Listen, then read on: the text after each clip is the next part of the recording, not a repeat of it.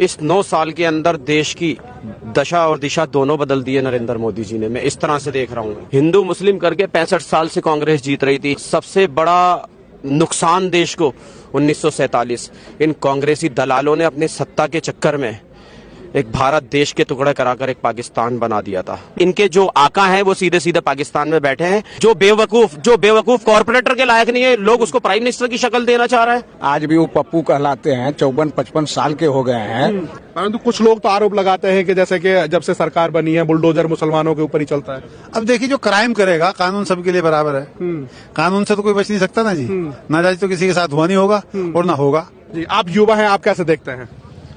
बिल्कुल, मैं इस तरह से देख रहा हूं कि पिछले 65 साल के अंदर जो देश को डुबाया था कांग्रेस सरकार ने, इस 9 साल के अंदर देश की दशा और दिशा दोनों बदल दिए नरेंद्र मोदी जी ने। मैं इस तरह से देख रहा हूँ।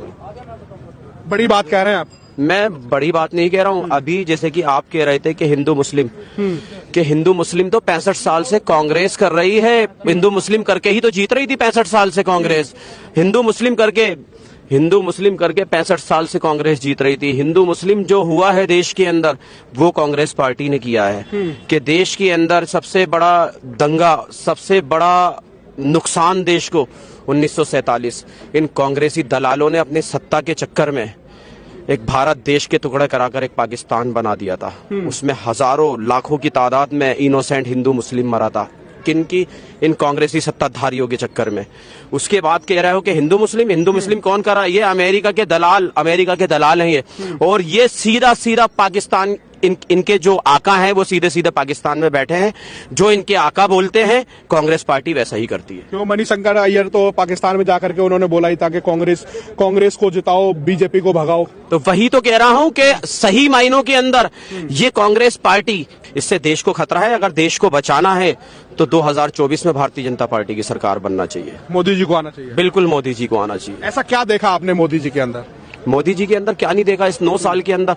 पिछले 65 साल के अंदर 2014 तक मुसलमानों की हालत SC ST दलितों से बदतर हो रखी थी कि मुसलमानों के साथ इतना जुल्म किया जा रहा था कि मुसलमान को कारोबार से दूर रखा कांग्रेस पार्टी ने, एजुकेशन से दूर रखा, सरकार की भागीदारियों से दूर रखा। तो मुसलमान की तो हालत खराब करके रख रखी थी कि गूगल के ऊपर एक सच्चर कमेटी की रिपोर्ट पड़ी है।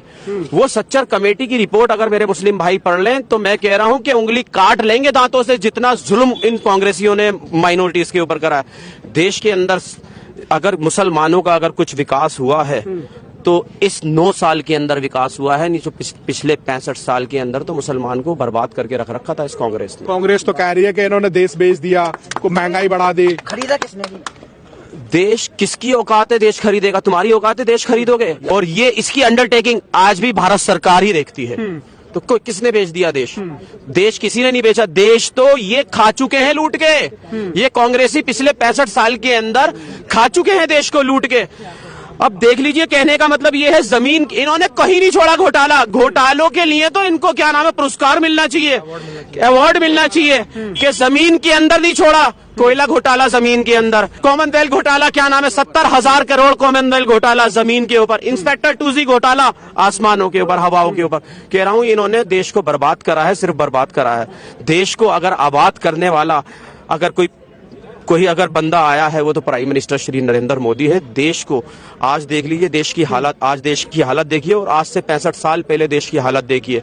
उस टाइम में क्या हालत थी देश की और आज क्या हालत है देश की। कि प्राइम मिनिस्टर नरेंद्र मोदी के टाइम के अंदर ही चंद्रयान 3 लैंड करता है, सेफ लैंडिंग।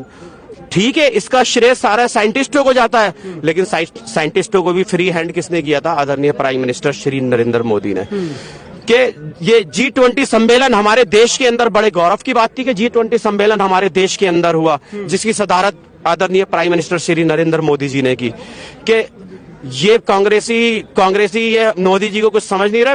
पूरा विश्व मोदी जी का लोहा मान रहा है। पूरे विश्व के जितने भी राष्ट्रपति, प्राइम मिनिस्टर हैं, आज मोदी जी की जय-जयकार कर रहे हैं, मोदी जी को प्रणाम कर रहे हैं और मोदी के साथ कंधे से कंधा लगाकर खड़े हैं। तो जैसा कि आपने कहा कि पूरे देश के राष्ट्रपति हैं, हमने तो ये भी देखा कि पापों के राष्ट्रपति तो पैर तक छूते हैं, परंतु राहुल गांधी उनको पनौती भी कह देते हैं। पनौती राहुल गांधी असल में सबसे बड़ी चीज बताऊं, मैं तो इनको लीडर मानता ही नहीं। ये तो मैं मानता हूं ये एक नाटक कंपनी के कुछ बंदे हैं, नाटक नूटक करते रहते हैं। अब जैसे कि पिछली बार देखा होगा इनके बयानबाजियां आते रहते हैं कि आलू से सोना बना देते हैं, आटा लीटर के भाव बिकवा देते हैं, आटा लीटर के भाव बिकवा देते हैं, वो क्या नाम है खेतों के अंदर टाइल लगवा देते हैं। तो ऐसे प्राइम मिनिस्टर को बनाओगे जो बेवकूफ कॉर्पोरेटर के लायक नहीं है, लोग उसको प्राइम मिनिस्टर की शक्ल देना चाह रहा है।